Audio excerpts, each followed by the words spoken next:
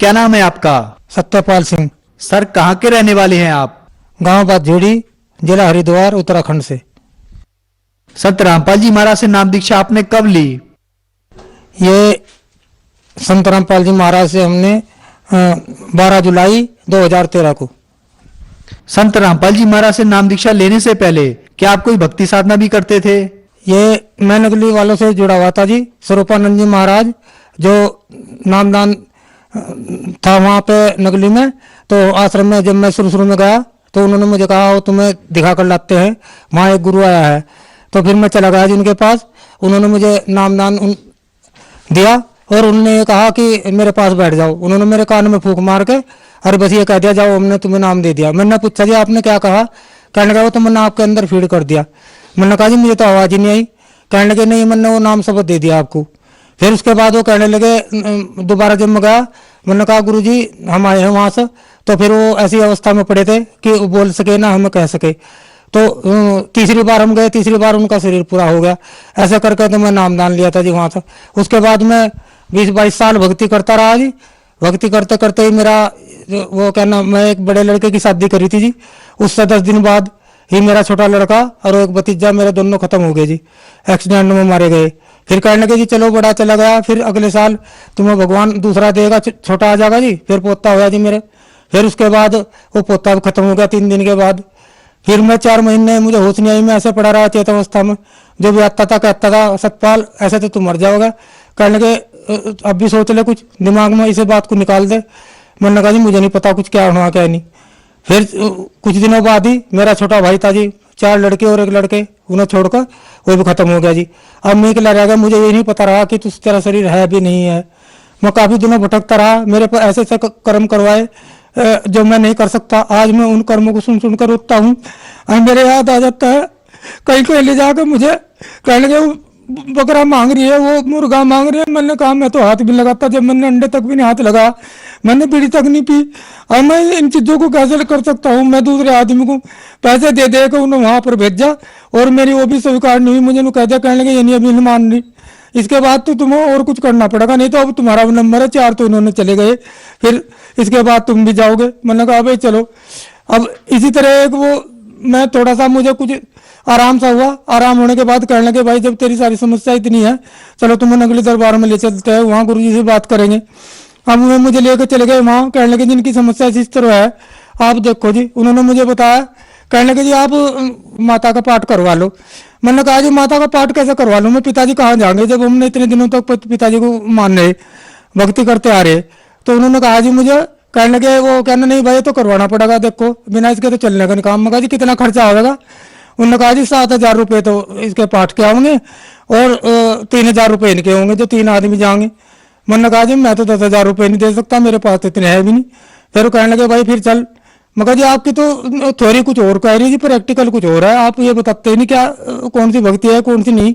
कहने लगे जी क्यों तुमने कहाँ देखी गलती? मैंने कहा गलती आप जो आरती गाते हो हरिओम जय श्री जगतारण, उसमें लास्ट में एक लाइन आती है भक्ति प्रभाव मिटी सकल धर्मदास की पीर, कोटि जन्म के पुण्य से सतगुरु मिले कबीर। मैंने कहा जी कबीर साहब कहाँ मिलेंगे?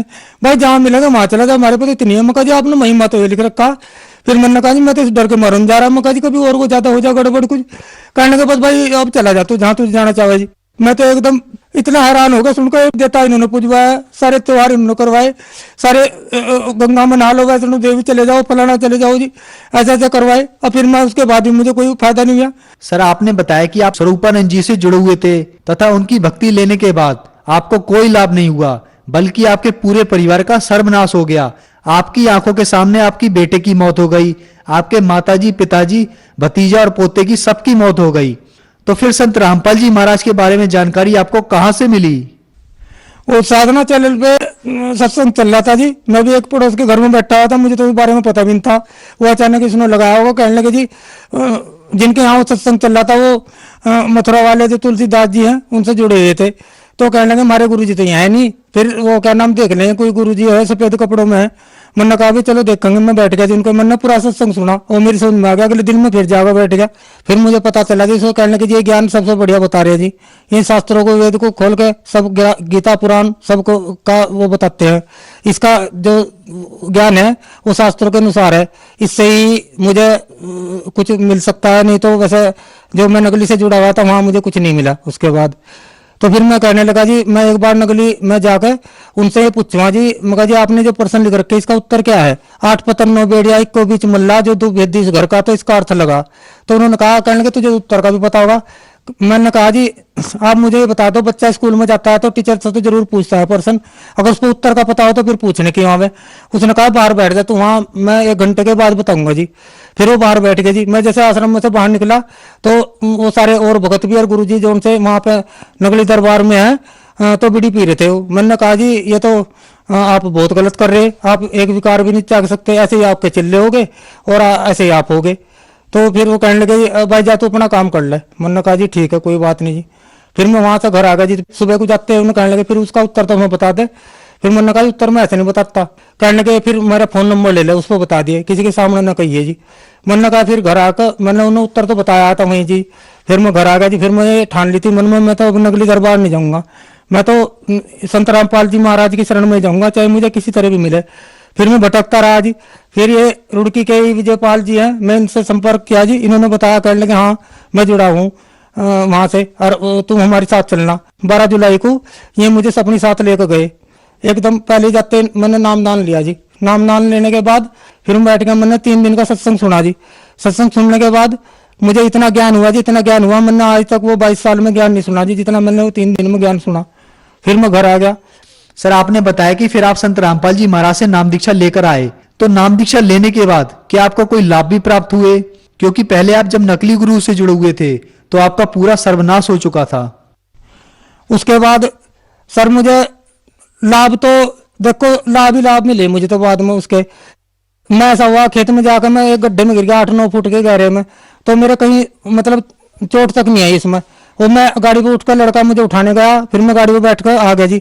वो कहने लगे भाई चलो तुम्हारा एक्सरे करवाते हैं, तो उसमें हड्डी टूटी नहीं आई जी। मैं जबकि काफी वजन था उसमें, साइकिल भी मेरे ऊपर गिरी।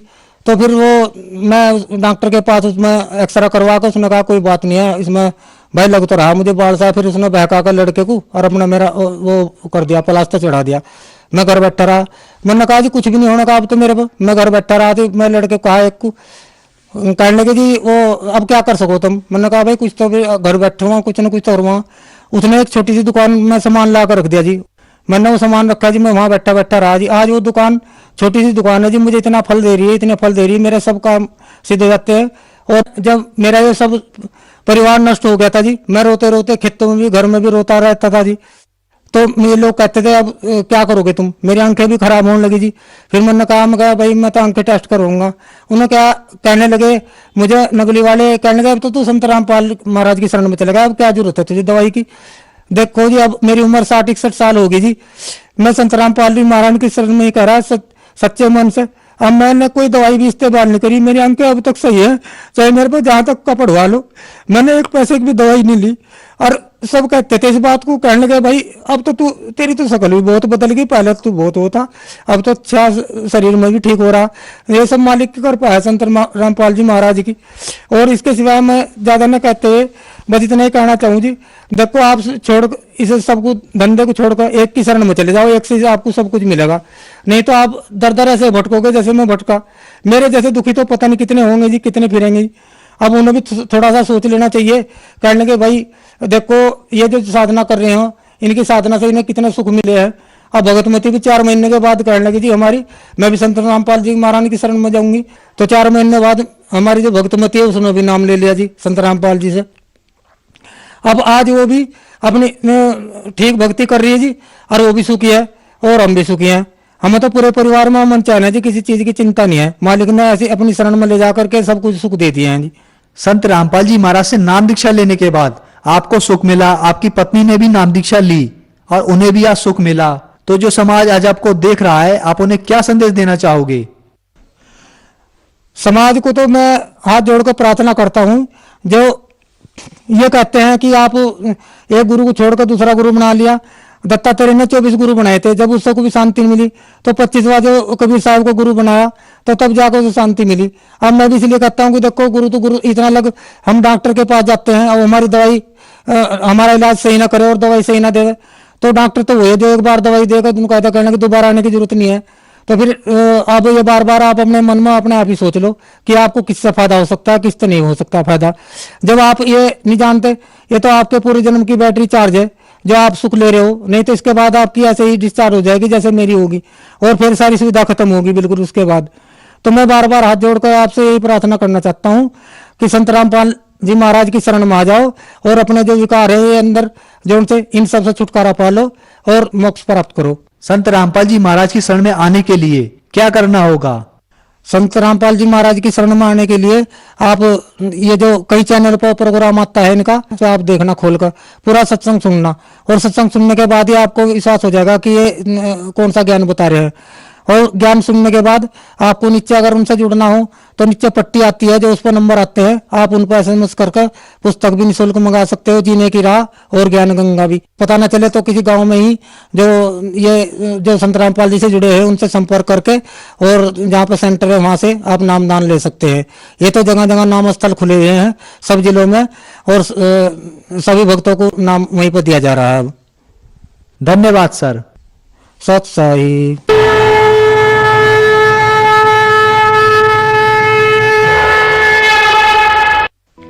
आप सुन रहे थे जगत गुरु तत्वदर्शी